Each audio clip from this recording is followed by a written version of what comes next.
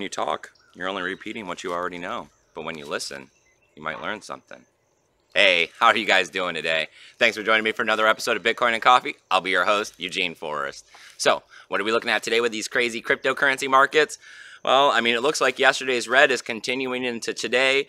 Some of this bleeding's gotten to be definitely way more than 5%, which is the standard day trading volume. We got Tone-Base saying that we're definitely not in a bear trap, that the market's just, taking a breather for the moment.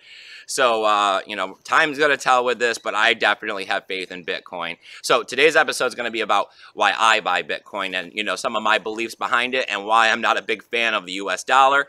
But right now, let's take a look at the markets. Coming in at $427 billion. So we're down quite a bit, but I'm sure this is going to be turning around before you know it. We got about 21.4 billion traded in the last 24 hours, but that BTC dominance is rising, which definitely makes me happy.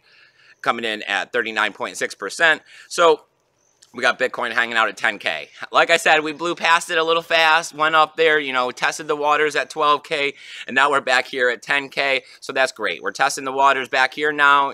Hopefully this price will be picking back up and we'll be seeing 11, 12, 20, and beyond. We're down about 8.9%. Maybe this might continue a little bit more across the day, dropping a bit further, or you never know. Price could be turning around and be seeing green by the time this video is uploaded. That's one of the most wonderful things about cryptocurrency is this volatility always keeps us on our toes. Ethereum, though, they're hurting a little bit, down to 805. They're down 8.9% as well. We got Ripple under that dollar mark, coming in at 93 cents. That's down 11.6%. Ouch, that one hurts. And Bitcoin Cash, they're hurting a little bit more than that, down at $1,200. That's down 12.6%. And of course, we got to talk about Steam and Steam-backed dollars, down a little bit, quite a bit actually. $3.40, down 14.9%. It's going to turn around. I always got faith in Steam. They're one of the best networks out there for transactions at the moment. And Steam-backed dollars coming in at $4.16. That's down 16.7%. I'd definitely be holding on those until they got back over the $5 mark. So, what is going on here? Bitcoin, the price is dropping. We got news about it all over the place. It's crazy, right? I mean, people can't seem to figure out what's going on with it. They should be investing in Bitcoin, if they should be investing in altcoins. It seems like one minute they're talking good about Bitcoin, and it seems like another minute, they're talking good about these other altcoins, saying that they're going to surpass Bitcoin. It's like, where do the chips really fall with this stuff? And I mean, it's like a lot of people, they've heard about Bitcoin for less than a year. And then the few of us that have been here for more than a year, they're kind of giving out some mixed messages here and there. So I've been getting questions and stuff, more to the effect of, why do I believe in Bitcoin? What are my principles behind it, so that other people can see if they're actually, finding, traction and faith and belief and, understanding in the situation where they're not necessarily finding it in the US dollar. I try not to talk too much about my personal life on here. A lot of people really don't care about it, right? But I found myself, in life in a situation where, I was out there and the US dollar never really did anything for me. They were always hard to save, living paycheck to paycheck. And then, when I was able to save, a couple hundred, couple thousand, even a few points in time, it'd just sit in the bank account. And, next thing I know, bank fees are taken away from it, accidentally bounce a check or something and more fees are coming out of it. It never seemed like it stayed. And then, something happens, when you're living paycheck to paycheck, it always seems like your vehicles never last. Something always breaks down. And then, there goes your saving. And then it just, I started getting older in life. I'm in my mid-30s now, and it seemed like it was always going to be this way. Right? So then you're going out, you try to figure out stuff. That's when I kind of came across Bitcoin and cryptocurrencies. And one of the first things that happened is that, I did my research, I did my studying, I tried to figure out what Bitcoin was, what was behind it, why were people investing it. But I mean, this is also back before the explosion, back before some of the hype, so the numbers were a lot smaller. And people were investing in it because of the decentralization, because they believed in the fundamentals and the technologies, where it feels like today a lot of people have kind of moved away from that, and they're feeling like, altcoins and cryptocurrencies are a lot more like a slot machine. They put $5,000 in and they pull the handle and see if they come out a winner or not. Where, some of these fundamentals are the true reason behind Bitcoin and how it's going to eventually overtake, fiat cash and this, ruling US dollar that's, suppressing the world pretty much.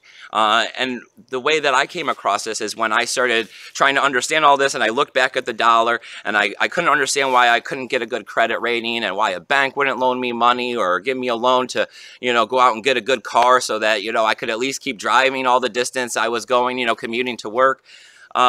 I mean, I was going to work every day. I mean, I was a smart guy. I was an honest person. I always been an honest person. I've been a man of my word my entire life.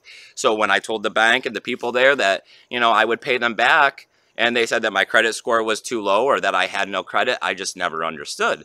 So in Bitcoin, I noticed that when I started putting it away, when I spent my US dollars and I bought the Bitcoin and I put it in my wallet and I kept, track of it, that it was gaining in value. And it seemed like this is what savings is supposed to do for me, right? If I work hard and I actually, restrain myself from spending my entire paycheck, that the little bit that I'm keeping should grow. I should be rewarded for the fruits of my efforts. And then when I seen with the dollar and how, the more you study and understand, they're just wildly printing digital dollars with nothing backing it, taking money from Peter to pay Paul to loan it to Judy over there, who's, going to claim bankruptcy and never pay him back. So the faith and the money and the math and everything that's behind Bitcoin and the decentralization and how someone's not going to come out here and they're going to look at me and say, no, Eugene, you're going to be one of the eeny, meeny, miny, mo workers where we put you in whatever job we find this week and your paycheck's going to be just enough for you to take care of your family, but not enough to get anywhere. And no, there's no way we're ever loaning you enough to get a house because that might get you out of this rut. There's nobody there with Bitcoin like that.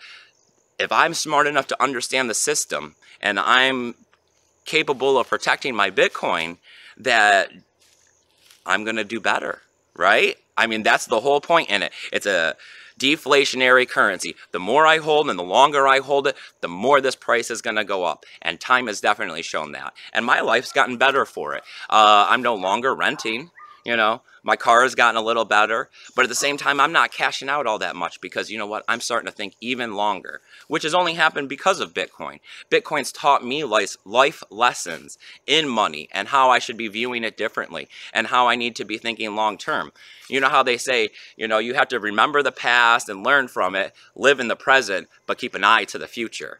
And this has all been happening now. I've learned not to be investing in the US dollar, not to be concerned so much with my credit rating, not to be out there thinking, oh, I need this and I need this to, be popular in front of other people like big phones and all of that, and I have to eat McDonald's. I think to myself now, I want the future to be good. So I'm not going to go waste my money. I'm not going to go out and eat fast food. I'm going to cut corners and save every dollar I can and buy Bitcoin with it because I know Bitcoin is going somewhere. And I'm not going to get tricked up and, fall into some of these other things like investing in ICOs and businesses that aren't necessarily there and don't necessarily have much going on because I work too hard for my money. When there's only a little bit extra to save and you're putting it away and you're buying Bitcoin because I have faith and fundamental belief in it, then why would I bother trying to gamble that on something else for a bigger return when I definitely believe that in the end, Bitcoin's going to conquer all. I mean, we're looking at all of the second tier solutions about to be coming on board. Segwit is adopting. I mean, we have Coinbase saying that it's coming forward. We're looking at that real soon. We're looking at a lot of the exchanges adding it. So then we're going to get what? We're going to get CoinJoin for the privacy. Okay, so now we have Bitcoin, the most popular cryptocurrency out there, worldwide network, more trading volume than anything else, more accepted than anything else, adding privacy with CoinJoin, adding smart contracts with Rootstock, adding instant Lightning transactions with no fees with the Lightning Network. Why do I need an altcoin? Why don't I just take all of this Bitcoin that I've been hodling for such a long time now, you know, buying it back at 600, 700, 1200, 3000, 5000, even some back up at 14 and 15, right? Why don't I just spend this with the privacy? Why don't I get the value directly with the Bitcoin? Why do I need to go to an exchange, you know, give up some of my identity? Not necessary. It's going to be all done directly on the Bitcoin network without interfering with third parties. When you don't interfere with the third parties, then the decentralization comes into effect. And when the decentralization comes into effect, the true function behind the Bitcoin network is going to come to fruition. I think then people will see what's happening. I think then Bitcoin's going to be everything it can be. So if you like everything that's going on here on Bitcoin and Coffee, I need you to go ahead and hit that subscribe button. You know, these numbers are picking up around here. That's absolutely fantastic. And I think it's because of the free help desk service I've been offering at eugeneforrest20@gmail.com. I've been getting quite a few emails lately. It's been wonderful. I don't know if it's just because I've been taking a little break from work to get some stuff down here around my property, but it's been amazing to be able to write back to you guys and think and talk cryptocurrency all day while at the same time working out in the yard, getting stuff done around here. Definitely been putting a smile on my face. So I got all kinds of tools and links and stuff down there below that I've been working on for a long time, trying to help you guys out in these cryptocurrency markets. As always, nothing here is financial advice. It's just me sharing some of my thoughts. As always, if I really knew what I was talking about, I'd be a rich man, right? Got those donational addresses if you got that extra crypto, but the best thing you do is get over to Steam, get your own Steam post going and make your own cryptocurrency. But while you're there, upvote my post because that's one of the best things you can do to help me out. And as always, don't forget to keep your Bitcoin safe.